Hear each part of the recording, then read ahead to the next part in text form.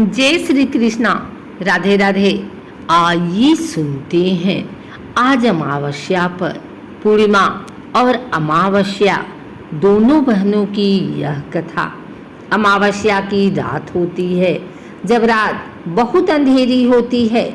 यह वह रात होती है जब चंद्रमा पूरी तरह से दिखाई नहीं देता है। यह चंद्रमास की पहली तिमाही की पहली अमावस्या की रात को संदर्भित करता है।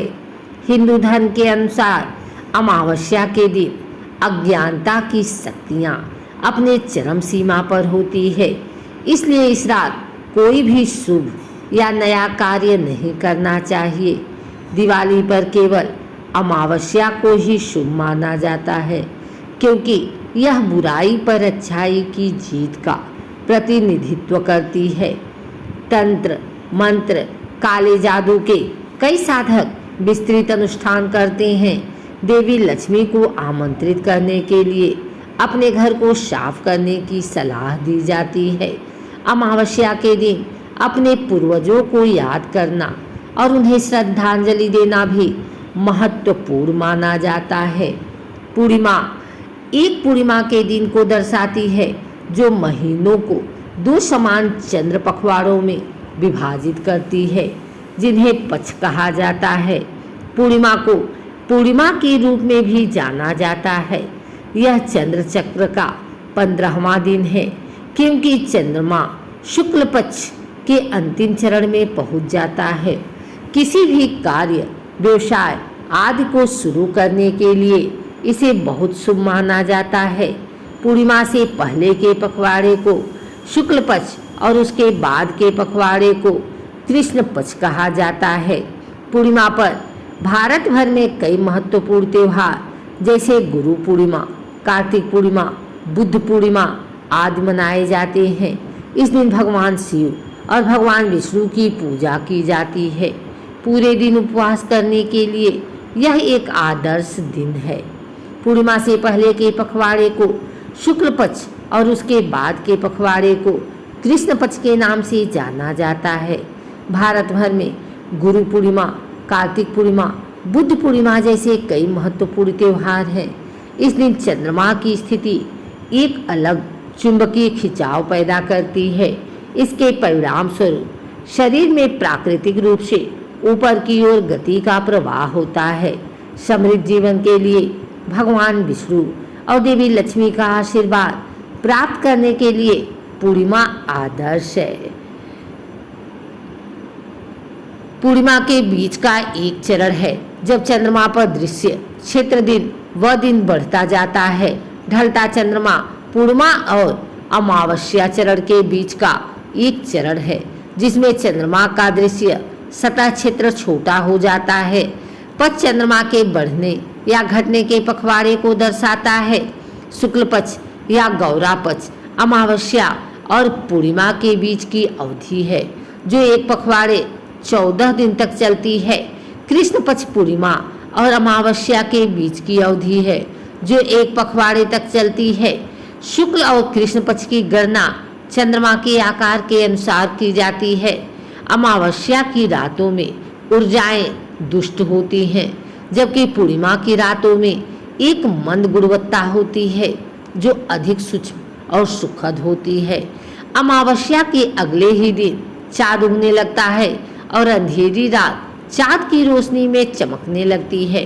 चूँकि कृष्ण पक्ष में चंद्रमा अपनी रोशनी खो देता है, इसीलिए इसे आमतौर पर अशुभ माना जाता है। जबकि शुक्ल पक्ष में चंद्रमा अपनी रोशनी खो देता है, इसलिए इसे शुभ माना जाता है। इन चंद्र चक्र गणनाओं का उपयोग ज्योतिष और पंडितों द्वारा विवाह के लिए शुभ तारीखों, घर, कार, संपत्ति खरीदने की तारीख और नामकरण समारोह की गणना करने के लिए किया जाता है। सोम ने शुक्ल पक्ष के 10वें दिन से लेकर कृष्ण पक्ष के 5वें दिन तक की अवधि को बहुत शुभ माना जाता है। हालांकि इन तिथि गणनाओं के लिए किसी योग्य व्यक्ति से परामर्श करने की सलाह दी जाती है। इन चंद्र चक्र गणनाओं का उपयोग ज्योतिष और पंडितों द्वारा विवाह के लिए शुभ तारीखों, घर, कार, संपत्ति खरीदने की तारीख और नामकरण समारोह की गणना करने के लिए किया जाता है। शिव पुराण के अनुसार चंद्रमा अपनी 27 पत्नियों में से सबसे अधिक प्रेम अपनी पत्नी रोहिणी से करते थे। उनकी पत्नी 27 नक्षत्रों का प्रतिनिधित्व करती हैं, जो दक्ष प्रजापति की बेटियां थीं। अपनी अन्य पत्नियों के प्रति चंद्रमा की उदासीनता के कारण उन्हें दक्ष प्रजापति ने श्राप दिया था कि वह अपनी चमक खो देंगे। उन्होंने चंद्रमा को श्राप दिया कि उसकी शक्तियां दिन ब दिन कम होती जाएंगी और वह अंततः गायब हो जाएगा, जिसे चंद्रमा का क्षीण होना भी कहा जाता है। परेशान चंद्रमा अपनी पत्नी रोहिणी के साथ गुजरात के सोमनाथ गए और स्पर्शलिंगम की पूजा की। उनकी भक्ति से प्रसन्न होकर भगवान शिव ने चंद्रमा को आशीर्वाद दिया कि वह दिन ब दिन अपनी शक्तियां और चमक पुनः प्राप्त करेंगे और घटने बढ़ने का यह चक्र निरंतर जारी रहेगा। इसलिए शुक्ल पक्ष के दौरान एक पखवाड़े तक चंद्रमा की चमक बढ़ती है और फिर कृष्ण पक्ष के दौरान एक पखवाड़े तक चंद्रमा की चमक कम हो जाती है। चंद्रमा मन को दर्शाता है। पाक्षिक चंद्र चक्र ज्वार भाटे के कारण मानव शरीर रचना पर प्रभाव डालता है। चंद्र चक्र प्रजनन प्रणाली और मासिक धर्म को प्रभावित करता है। विद्युत चुंबकीय विकिरण और चंद्रमा के गुरुत्वाकर्षण खिंचाव के कारण न्यूरो हार्मोन का स्राव शुरू हो जाता है। यदि आपके भीतर सूर्य और चंद्रमा पर प्रभुत्व है तो पिंगला और इला पूर्णिमा की सुंदरता हर दिन आपके साथ मौजूद रहेगी। यही आत्मनिरीक्षण और आत्ममंथन का काल है। अमावस्या के दौरान व्यक्ति बेचैन, चिड़चिड़ा और गुस्सैल हो जाता है। यदि कोई व्यक्ति आमतौर पर मानसिक रूप से असंतुलित महसूस करता है तो वह और अधिक असंतुलित महसूस करता रहेगा। अमावस्या के दिन चंद्रमा की गुरुत्वाकर्षण शक्ति के कारण मानवीय भावनाएं अपने चरम पर होती हैं, जो हर चीज को ऊपर की ओर खींचती हैं।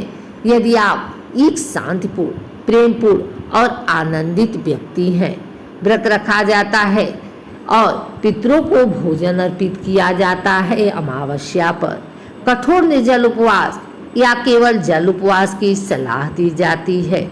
मुख्य उद्देश्य करना है कि हमें तामसिक भोजन नहीं करना चाहिए, आवेगों पर नियंत्रण कर सकें। व्रत सूर्योदय से सूर्यास्त तक रखा जा सकता है और यदि कोई व्यक्ति कठिन व्रत नहीं रख सकता है तो वह दूध और फल खा सकता है। गरुड़ पुराण के अनुसार माना जाता है कि भगवान विष्णु ने कहा था कि अमावस्या पर पूर्वज अपने भोजन ग्रहण करने के लिए पृथ्वी पर आते हैं।